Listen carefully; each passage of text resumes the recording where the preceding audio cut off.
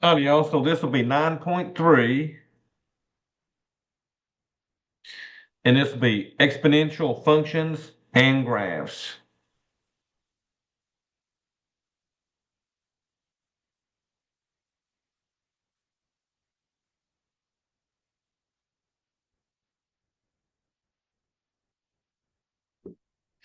All right, so like I said, the first thing they're going to do, we got a little constant we use pretty much in the later chapters, but we're going to introduce this right now. So this is what we call Euler's number.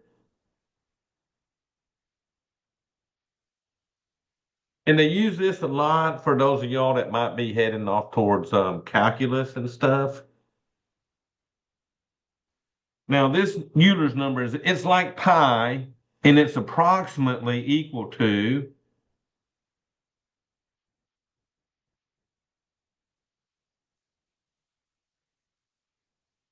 2.71821828, and this just keeps going on and on and on.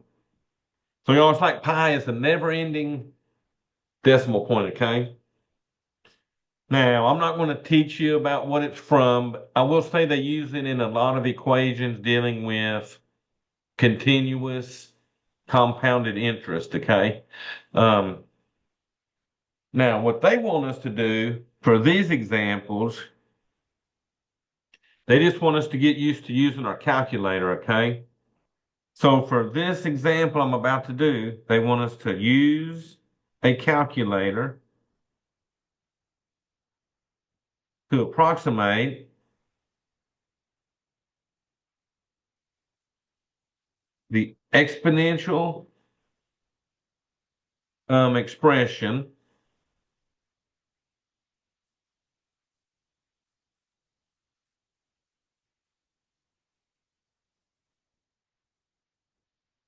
to 4 decimal places.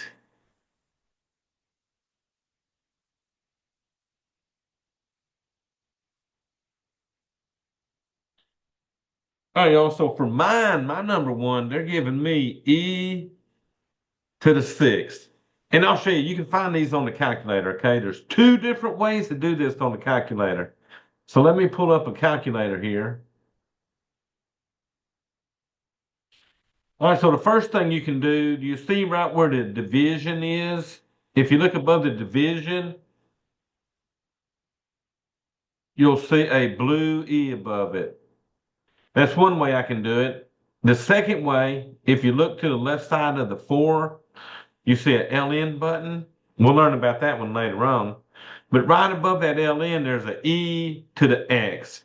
So if you hit the blue button up here, the second button, and hit that LN button, it'll bring the E up here with the exponent ready to go. Now the other way was with the one over here by the divide.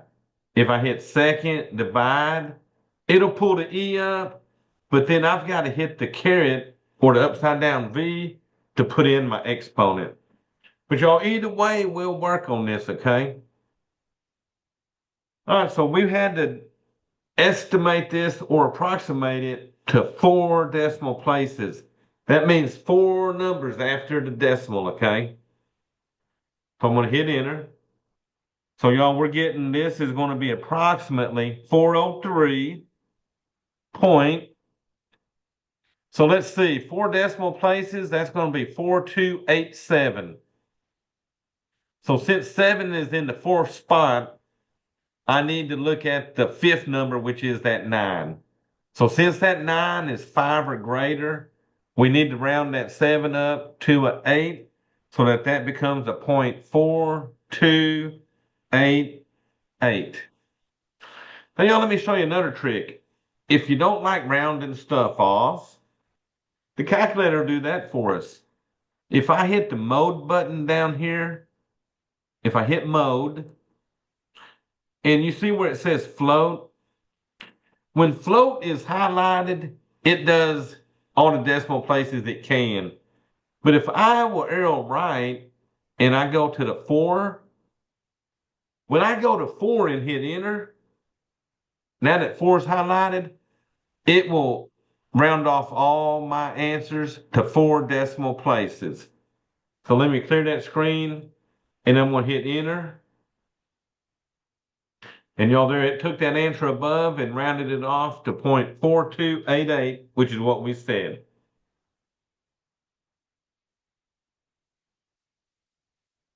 So let's do one more of those. And y'all, I'm going to pull up my chat. If any of y'all's got a calculator, I want to see what y'all put on this one, okay? So I'm going to do e to the negative 3.48.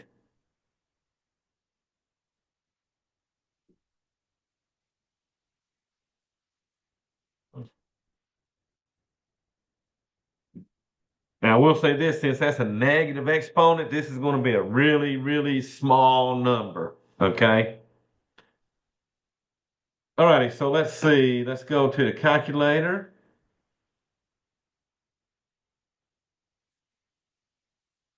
All right, so this one, I'm going to use the LN one. I'm going to hit second LN.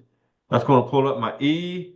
And then I had a negative 3.48. Now remember, my calculator is set to round this off to 4 decimal places.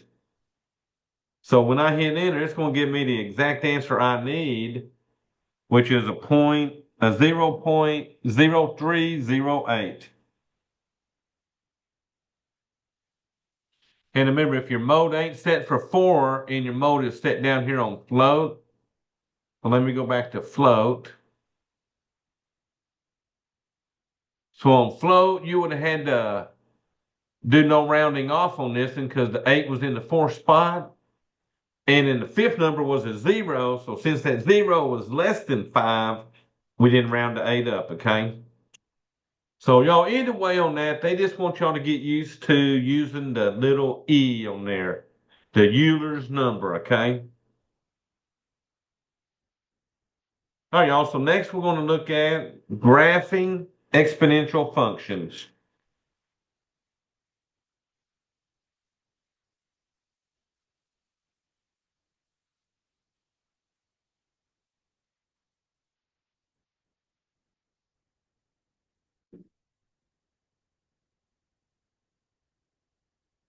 All right, so exponential functions are in this form: y equals a to the x.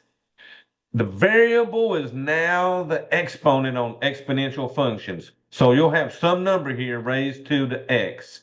So that could be 2 to the x, 3 to the x, any number raised to the x.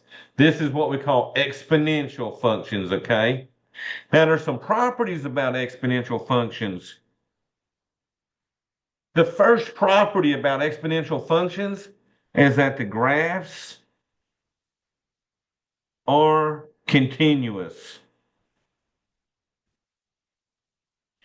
That means there's no vertical asymptotes on the graph. It's just a nice, smooth curve, okay?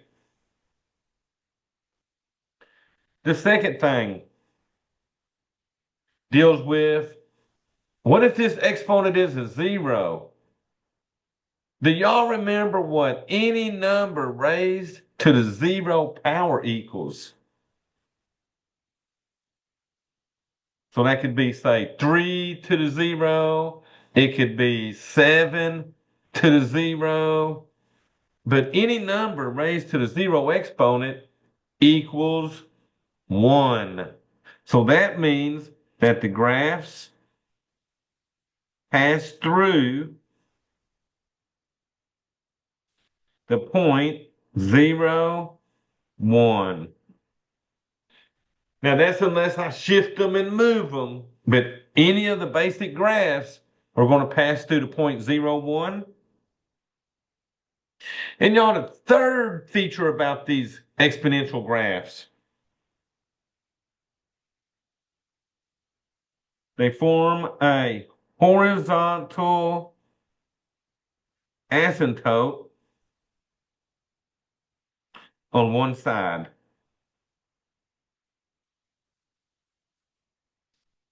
So it depends on which way the graph is doing, but here's the two cases on this. If you're in this form, y equals a to the x, then the graph is going to increase left to right. So that means this left side is going to form a horizontal asymptote. Now, if it looks like a fraction, how about like this? A over B to the x. If it's a fraction that's less than 1, then the graph will go the opposite direction and it'll, as it increases over the x's, it's going to form a horizontal asymptote. So the left one was in a negative direction. If the fraction here, then it's going to be to the right side, okay? And I'll draw a graph of both of these so that y'all see what I'm talking about. But that's the properties about these exponential functions. So what we're going to do, we're going to graph one of these. I'm going to graph y equals 2 to the x. Now, y'all, on the first, from 3, 4, 5, and 6 on these, you're just going to pick out one of the four graphs, okay? And then on starting at number 7, when we start moving the graphs around, I'll show you how to do those, okay? All right, so I'm going to make me an X and Y table for this. And then we'll come over here and graph it.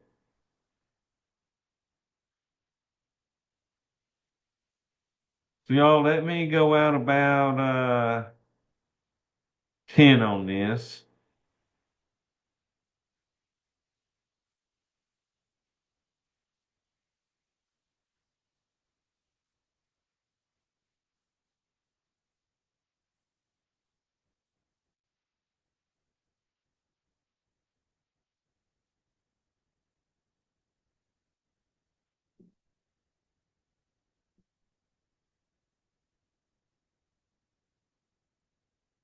Okay, then this will go on down to what, -10? All right, so I'm going to pick me some X's and see what I get when I put them values into that exponent, okay? So the first X we want to use is 0. Well, what I say, anything to the 0 power. So if this is 2 to the 0, you punch that in, you will get a 1. So at 0, 1 is where my graph is crossing the y-axis.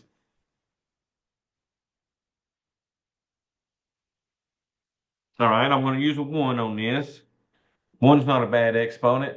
2 to the first, well, anything to the first power is itself. So when my x is 1, my y value is 2. So you see, since this is not a fraction in front of the x, it's starting to look like this shape we made right here. What if I put a 2 in there? That's going to be 2 to the second power.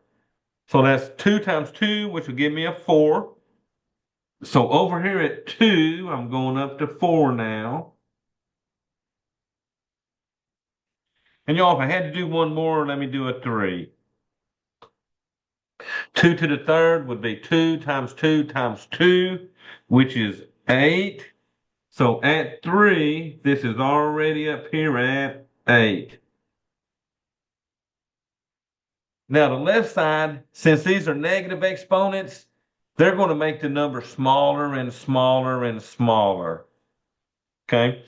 So that this graph, we would choose the one that sort of comes through and then heads up.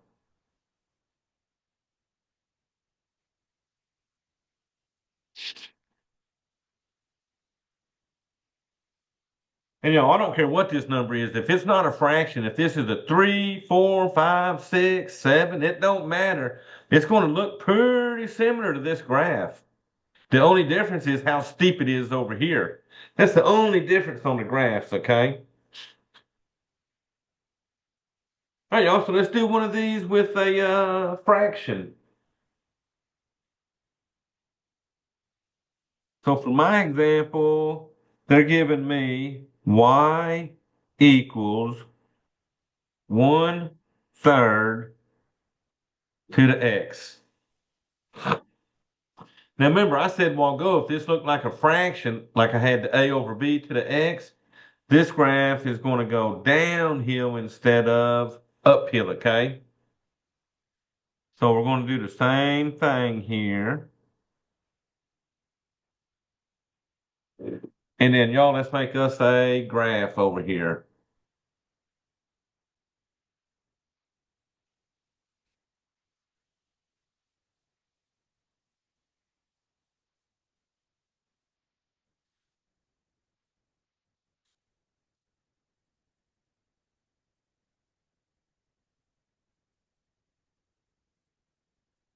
All right, so I'm not going to go out real far at this point.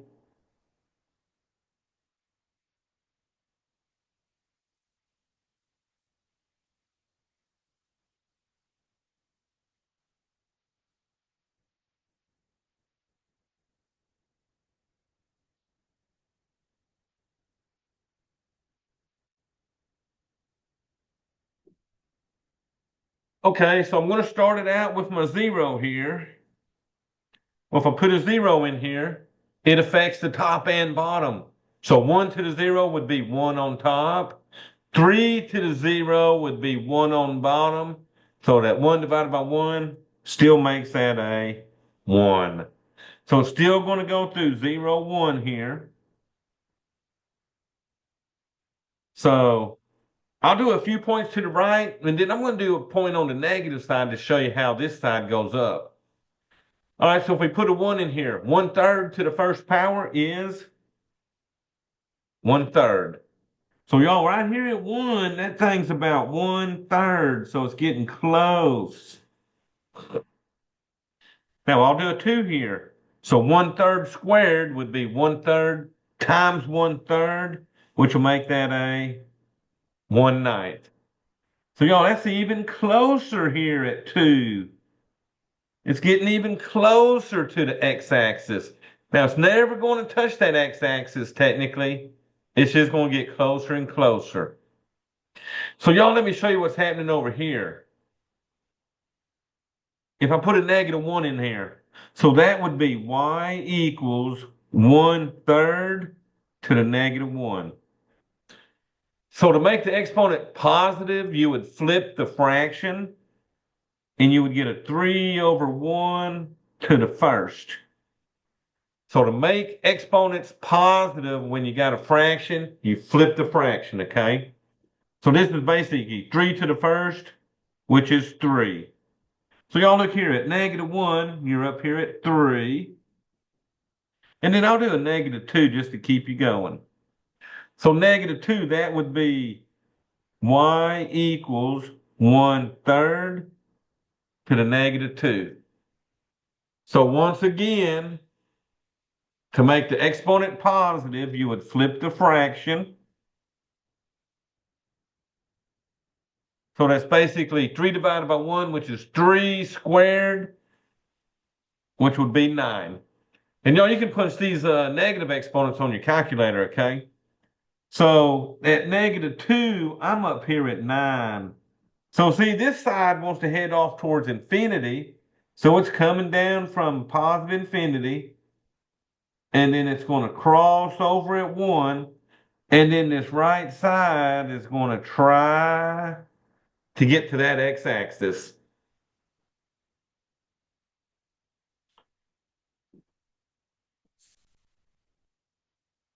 All right, so let me show you one they sort of try to trick you with.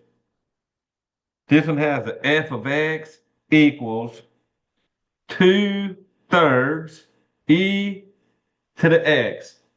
Now they're introducing the e to the x, but notice The fraction is not what has the exponent. The e has the exponent. So since the exponent is affecting the e, this graph should still go uphill left to right. So on this one, I'm going to show you how to do this one on your calculator, okay? So let's go to the calculator. All right, I'm going to clear everything off and go to y equals. So I had a fraction 2/3. So I'm going to hit alpha y equals to do my fraction, hit enter. So I had 2 on top and 3 on the bottom. Then I'm going to hit second ln to get my e to the x. And I'm going to punch in my x right here so that I now have 2/3 e to the x. So you can go to the table, second graph to the table, and you'll get points to plot. But if you notice, it's a little trickier on this one because remember, e is a never-ending decimal. So all these points are going to be sort of decimals, okay? So if you want to look at the graph, I'm going to hit graph. Because remember, all we got to do is pick out one of the graphs. But y'all look at that. It's still the graph that is going uphill to the right. And the left side is trying to get down to that x-axis, okay?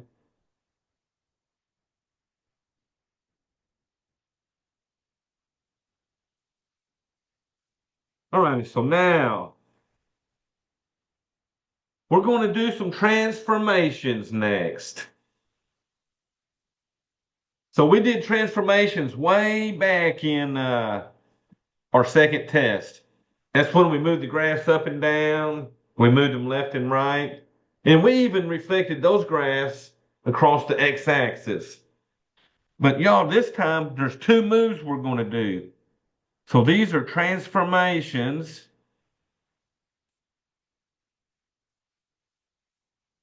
of exponential graphs.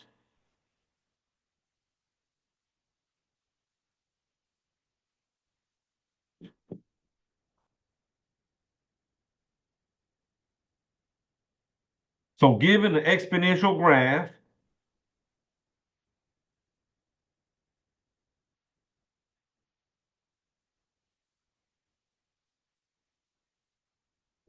so remember exponential graphs are y equals a to the x. There's 2 moves we're going to do to these. The first one is a vertical shift. Well, the vertical shift is the same as the vertical shifts we did for test 2. You're going to have y equals a to the x plus b. So you're going to add or subtract a number from the end of the function. If our b is positive, if the b is positive, this graph is going to go up. B units. And if that b is negative,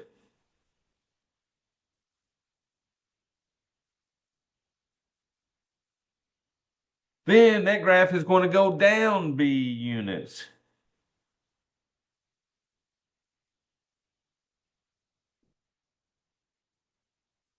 So y'all, the vertical shift is the same as it was for test 2, okay?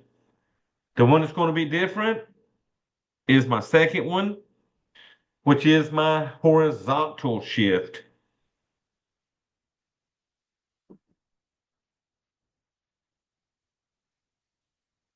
So on test 2, to do a horizontal shift, the x was usually in parentheses. And if it was like a x plus 2 in parentheses squared, if the 2 was positive, it actually moved the graph left. And if that was negative, it moved it right. So remember, the horizontal was always sort of backwards of what we thought. So these will look like y equals a to the x plus c. You're still attacking the x, but now you're attacking the x as an exponent, okay? So if we add or subtract to the exponent, it's going to move the graph left or right. If this c is positive,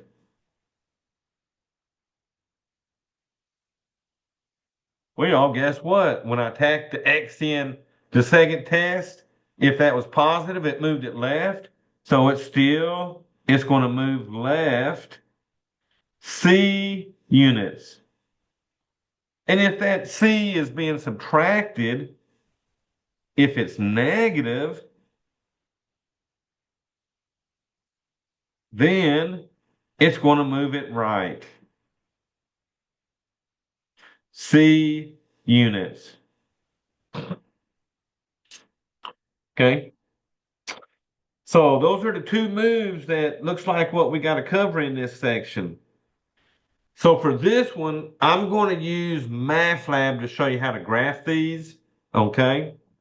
So let me get a problem off of MATLAB real quick.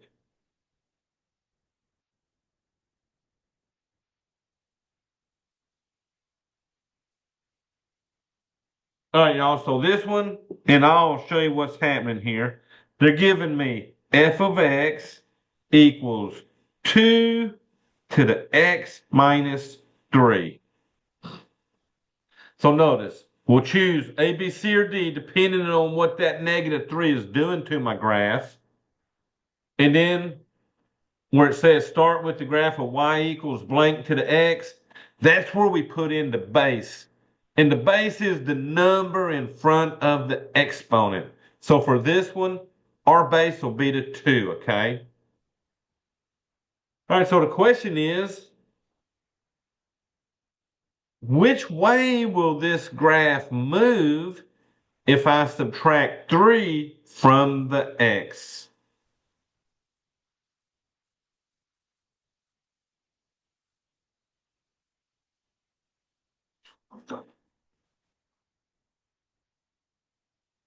Is it right 3 units? It's going to be right 3 units. There you go. So I would pick the one that said shift it 3 units to the right. You would put in your base of 2 there. Now you don't have to put the x. You see, it's already got that little x sitting there. So y'all, you got to check this answer before you can graph it. Now, it wants us to graph it. So I'm going to click to enlarge graphs. Now we know which one the exponential tool. It's the second row and the second tool. Right next to that paint can, that second tool says exponential. So click it, and then you're just going to click anywhere on the graph over here. It always puts the graph starting at the same spot. Now, all we got to do is two things. Y'all, the most important thing is, if you notice in the bottom left of that box that just popped up, it says base. By default, it's got the little E down there for Euler's number. You need to change that E to match the base that you have in your problem. So since my base is a 2, I got to put a 2 down there for my base. All right, now we said we went 3 units to the right. So on the horizontal, I'm going to move that clicker to the right 3 units. And as I do that, it moves the graph over to the right. So make sure you change the base and then you do your horizontal or vertical shifts, okay? At that point, you'll save it and you'll check your answer. All right, let's see what the next one gives us. Now, the first one looks like we got to graph it first, then we got to tell it what moves it did, okay? So I'm going to click to enlarge my graph. All righty. So we're going to grab our exponential tool, the second one on the second row. Click anywhere over here. First thing I'm going to do is change my base. So if you notice the base for me, the number in front of the exponent is a 3. So I got to change that base to a 3. Now the question is, what is that minus 6 doing? Now notice that minus 6 is not up there with that exponent. You're going down 6 units. I'm going to go down 6 units. So let me grab that vertical and move it to a -6. All right, so y'all, it moved it down. So now we got our base in there. We got our move. So save that. You got to check that answer. Then it'll come in and let us put the moves in. So it says the graph of f of x equals 3 to the x minus 6 is the basic exponential function y equals. Now be careful. They got 3 times x, but we need to go down and get the 3 with the x like an exponent. And y'all, when we check the next box, we pull that up. You said we went down 6 units, so we would click that one. All right, so you put both them moves in and check your answer. Now, y'all, this third one here, I think it does both moves. Look, it's got 4 being added to the x, and it's got -2 at the end. So let's see what we're going to put here. We're going to start with the graph of y equals blank to the x. So first box, what are y'all putting in there?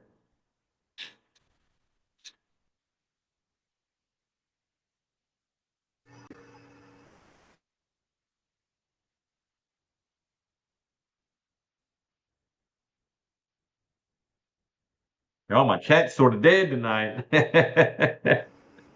Don't you put a 2 there? I'm going to put a 2 in there. That's what base is in front of that exponent. Good job.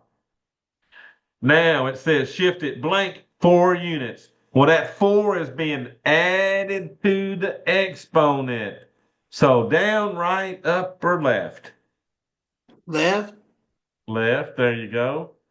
It's going to go left 4 units. And then shift it blank 2 units. Well, the 2 is being subtracted off at the end there. So right, left, up, or down? Down. And that's Down. going to go down. Good job. Now this one, we check that answer, then guess what? It's going to make us graph it. So y'all did good on that one. So click to enlarge graph. All right, y'all, I'm going to choose the tool and then y'all tell me what to do. I'm going to choose the exponential tool and just click anywhere. All right, so there's 3 things y'all need to do on this one. We'll change the base to 2. All right, I'm going to change the base to a 2 here. All right, good job on that. You'll do your vertical shift up 4. Or like +4, I guess. Oh, now check yourself on that one.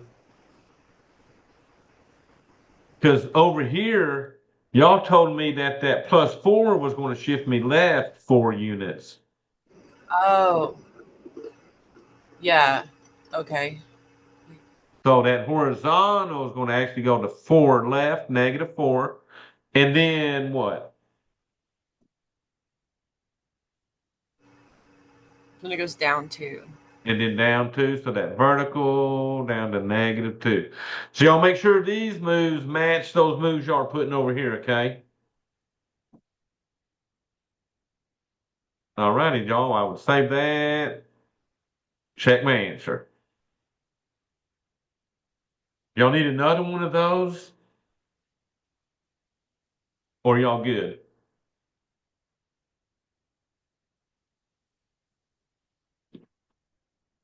All righty, y'all. So they're not bad. You just gotta look at it and see, am I attacking the exponent or am I just adding that number to the end of the function, okay? All righty, y'all. So the last topic of the day is going to be an example of a function that's exponential. So this is what we call this is an interest type problem. And the formula I'm about to give you is A of t equals t times 1 plus r divided by n, all raised to the n times t. So I would use this formula to check how much money was in an account if I invested money, okay? So this is one of those investment type formulas. Now, A of t here, A of t is the amount in the account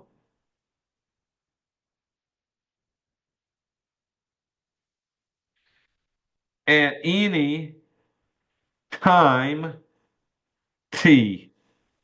So if I know how many years I want to look at, I can fill out how many years I want, plug everything into my formula, and see how much money is in that account, okay? P is what we call the principal, and the principal is also known as the starting amount.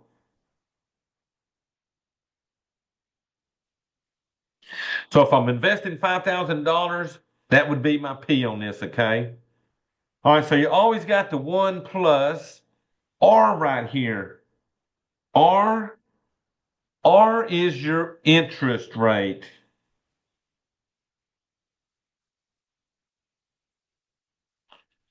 Or later on, when I get to section 9.7, they'll call it the growth rate. Okay? But for now, in this section, it's going to be the interest rate. Now, the interest rate has to be in decimal form.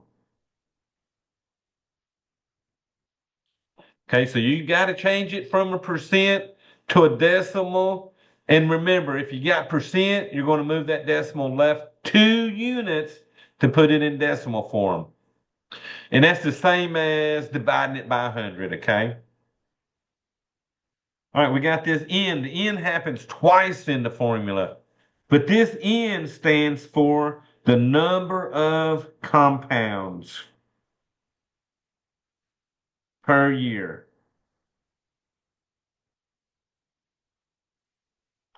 So how many times are they applying that interest rate?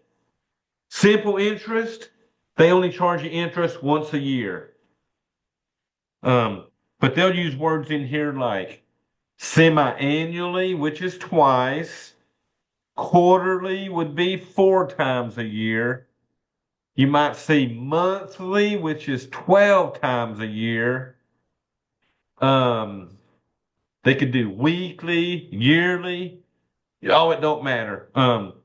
Most of y'all's credit cards are compounded monthly. So they charge that interest every month, and then that's what you see on them bills usually, okay? Now, T is time. And the time is in years. Okay? All right, so they'll give me a starting amount, interest rates, and all that fun stuff. And then I can figure out how much money is in that account after so many years. So, y'all, this is our formula we're going to play with, okay?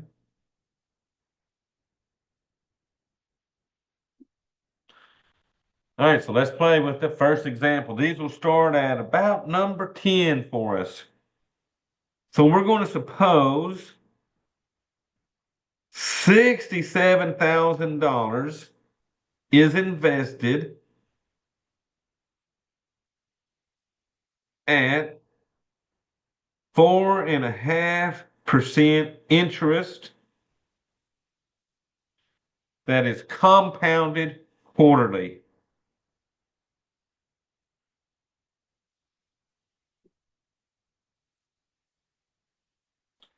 Now they got an A and a B. So for part A, they want me to find the function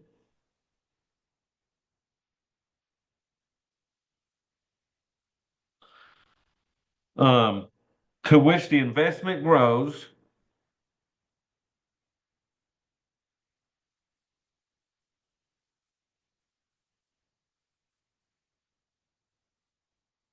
after T years.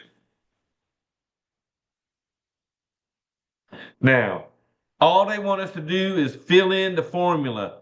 Now, MathLab's a little picky on this one, so I'll show you what you got to do to this one, okay?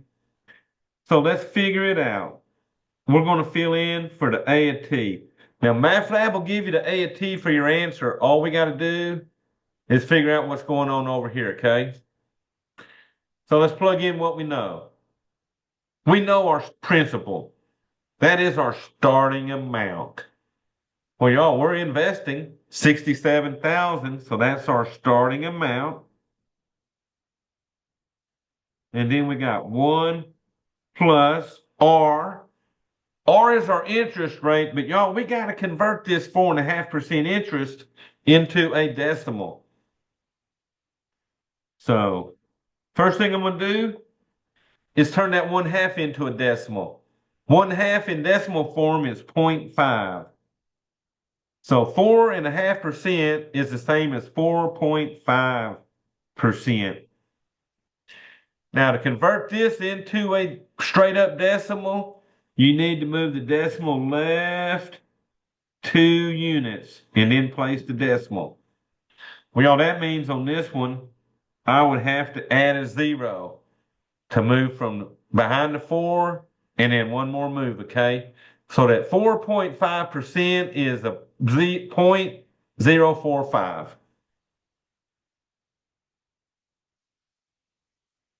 Okay? So that's going to be my interest rate, 0.045.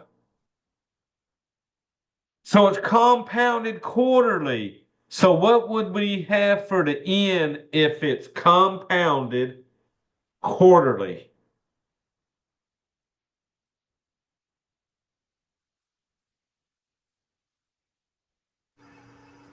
Three. Oh, go one more up. And make that a 4. So remember, there's 4 quarters in a year. What's that on the? Okay, y'all got it on the chat. 4, good job. So remember, y'all, it's 4 quarters in a year. Now, over here, you'll have the N again. So remember, this is N times T, which will be 4 times T. So now this would be the basic formula. But y'all, MathLab wants us to figure this part out right here.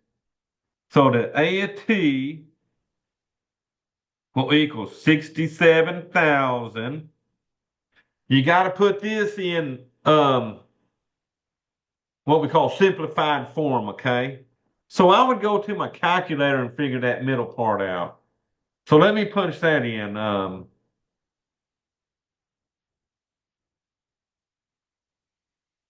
That was 1 plus 0.045 divided by 4.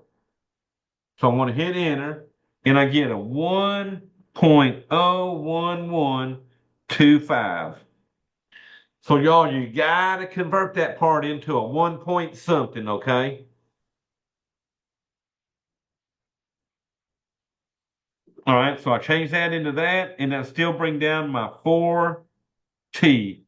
This is now what MathLab wants. Okay? So we got to simplify this part inside the parentheses. Now, for my part B on this one, it wants me to find the amount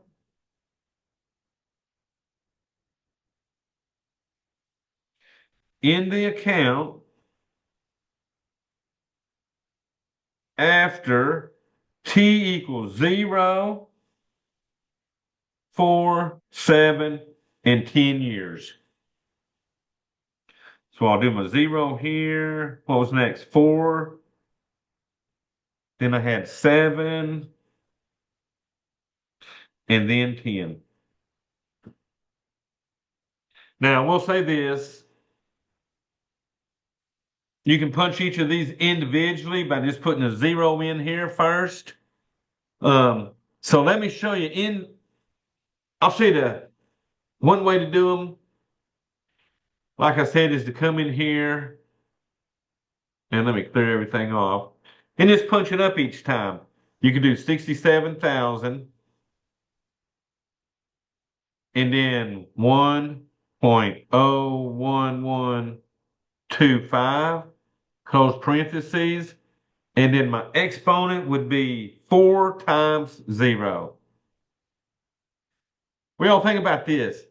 If you're investing $67,000 and 0 years went by, how much better be in that bank account? Well, we're going to find out when we hit enter. And y'all, 67,000. So if no time has went by, you better have what you put into that thing, okay? Now I could do this 3 more times, doing a 1 for the T, a 4 from a T, a 7 from a T, and a 10 from a T. And hopefully that amount's going up each time, okay? But y'all, I'm going to show y'all another way to do this one. I'm going to go to y equals, and I'm going to clear this off. And I'm going to put my function here, 67,000, and then parentheses 1.01125. And then my exponent would be 4. Now you can't use t's on your graph, and you got to use x. So 67,000, 1.01125 raised to the 4 times x. Now I'm going to go to the table, second graph. So y'all, there at 0, there's my 67,000. Now when I go down to 4, that was 4 years. So 4 years would be at 4. I'm at 80,133. And if you look on the bottom, it tells you what was actually, it was $80,132.99. But the calculator on the table is rounding it to the nearest dollar, okay? When you click on that dollar amount, it'll give you the decimal underneath. All right, so let me go left at 7. There's 7. And at 7, I got 91,646. So it is definitely going up. And then if I want 10, I'm going to click down. That's 8, 9, and 10. And at 10, I'm at 104,813. So that's the nearest dollar. And then, like I said, if you look at the bar underneath, that Y1, that gives you the decimal form, okay? Also, that would be like your number 10. So let me show you one like number 11 here.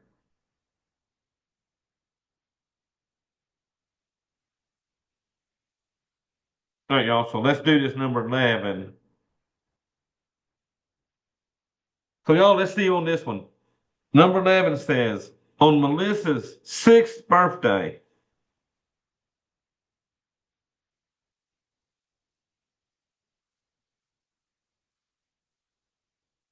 she gets a $5,000 CD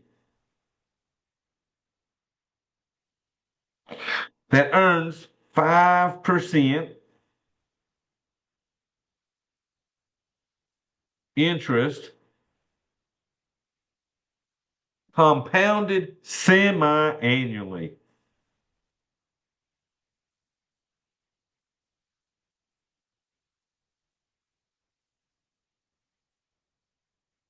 Now, if the CD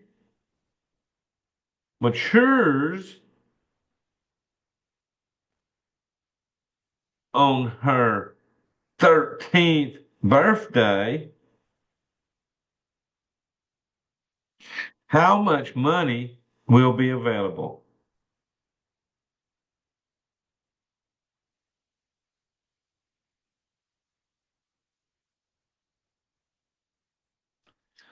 So this one, we're going to actually figure out how much money is in this account for the girl when it matures on her 13th birthday, okay? So we're still going to use our formula, A of T. But y'all, let me ask you this. They're giving me the beginning and the ending amount on this CD. So how much time will pass between her 6th birthday and her 13th birthday?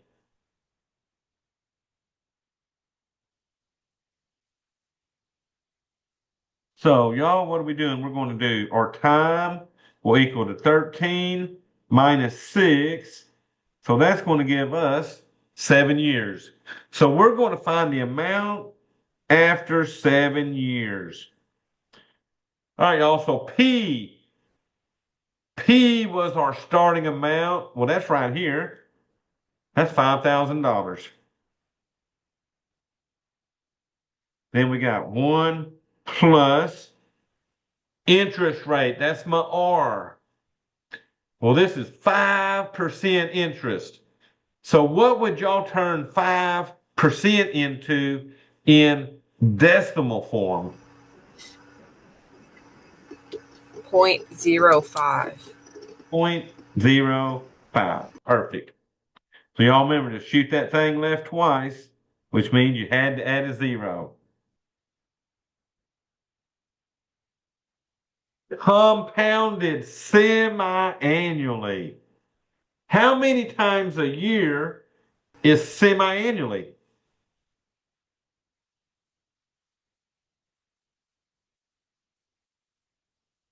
Is it 2? Okay, yep, y'all got 2 going on chat. That's a good job, 2 on that. So that means this up here, the exponent will be 2 times my t, which was 7. Now, this one wants me to round this answer to the nearest cent.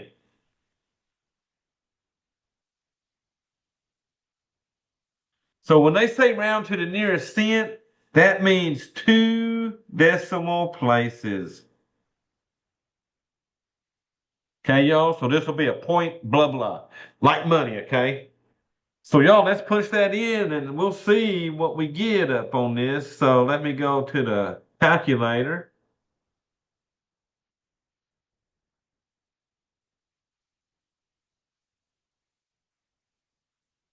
We'll clear that off.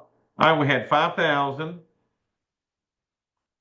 parentheses, 1 plus 0.05 divided by 2. Close our parentheses. My exponent was 2 times 7. Hey, y'all, we got all that in. Remember, we're rounding this 2 decimal places. So that's going to be $7,064. All right, so that's a 0.86. But the 6 has a 9 after it. So that means I'm going to round that 6 up into a 7. So that's going to give me $7,064.87.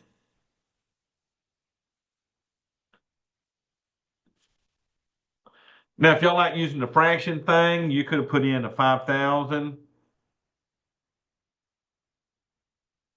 and then parentheses 1 plus. Here you could have did alpha y equals and enter, and you could have put your 0.05 on top, come down and put in your 2.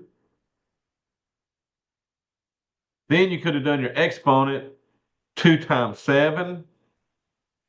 And y'all, I could have even done this. I could have even hit mode right here. I could have hit my mode, and I could have come down here on the float. And on float, I could have put that over there on 2 for 2 decimal places now, okay? So I'm going to clear that screen. I got my function in. I'm going to hit enter. And notice it rounded it off to the 87, okay? So if you got around 4 places, 2 places, use that mode, okay? Now I usually put mine back on float after I'm done with it. Because remember, if you don't put it on 2, it'll make it float it and it give me what, 6 places up there. But y'all, that's the power of your calculator. You can do a lot of things on that calculator, okay? Now this right here is what MathLab wanted on that answer.